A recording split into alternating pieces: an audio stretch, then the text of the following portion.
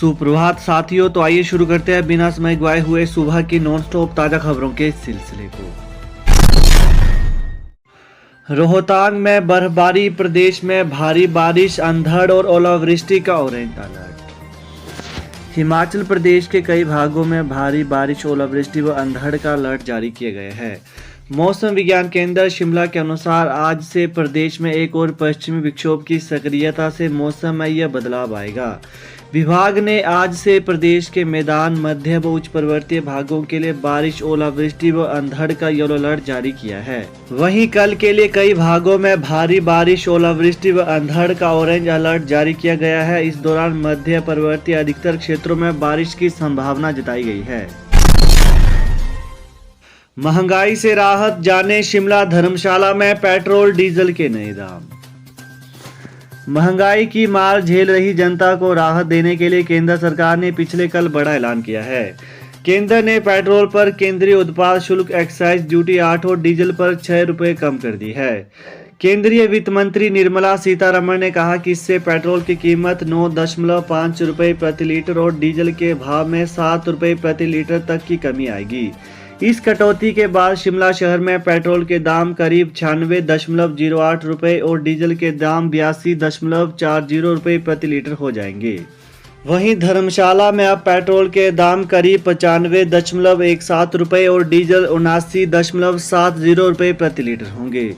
दूसरी ओर बात करें तो केंद्र सरकार ने यह भी फैसला लिया है कि प्रधानमंत्री उज्ज्वला योजना के 9 करोड़ से अधिक लाभार्थियों को 200 रुपये प्रति लीटर 12 सिलेंडर तक सब्सिडी दी जाएगी। मानव भारती विश्वविद्यालय फर्जी डिग्री मामले की जांच की जद में आया HPPERC। मानव भारती विश्वविद्यालय की ओर से बेची गई फर्जी डिग्रियों के मामले में निजी शिक्षण संस्थान विनियामक आयोग भी जांच की जद में आ गया है।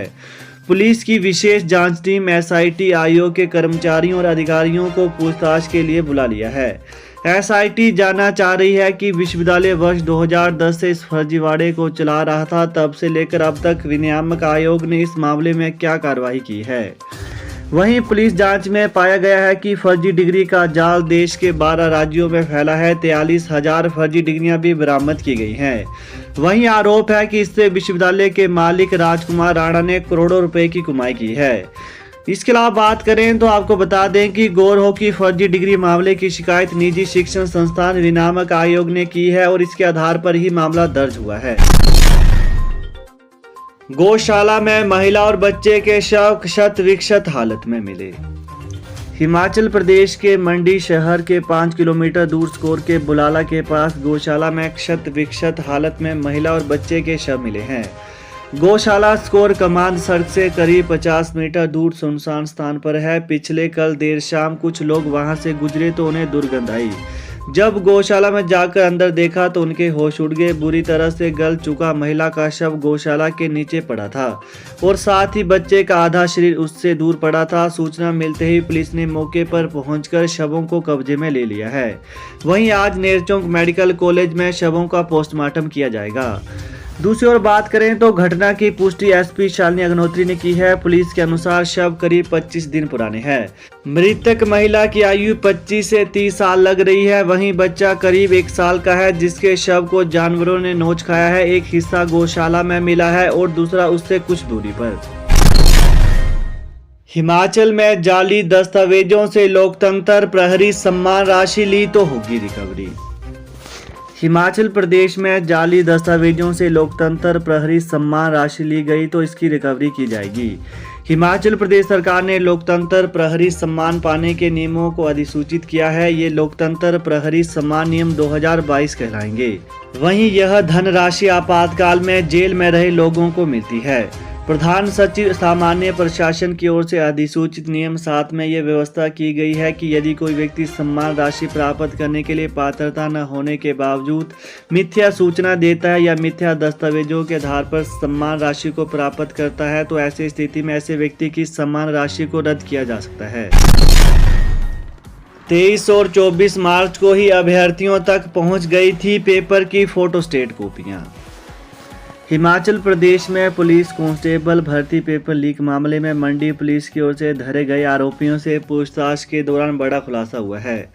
27 मार्च परीक्षा से पहले ही 23 और 24 मार्च को मंडी समेत कुल्लू, सोलन, बिलासपुर में लीक पेपर की फोटोस्टेट कॉपियां पहुंच गई थी। चारों जिलों के लीक पेपर अभ्यर्थियों तक पहुंचाने का समन्वय बलह का मनोज ठाकुर ही कर रहा था, जो 2009 में CPMT घोटाले में भी संलिप्त रहा है।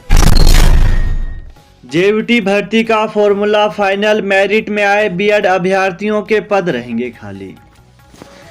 पिछले कल प्रारंभिक शिक्षा निदेशालय से कोर्ट में अटकी JVT भर्ती को लेकर जारी पत्र को बेशक वापस लेना पड़ा हो, लेकिन इस भर्ती का फॉर्मूला सरकार के स्तर पर तय हो गया है। राज्य सरकार कर्मचारी चयन आयोग हमीरपुर को ये निर्देश भेज रही है कि परीक्षा का रिजल्ट घोषित कर दिया जाए और मेरिट में आए बीएड के अभ्यर्थियों जितनी सीटें खाली रखी जाएं। वहीं अभी सिर्फ JVT के अभ्यर्थियों को ही मेरिट में आने के बाद स्कूलों में नियुक्ति दी जाए।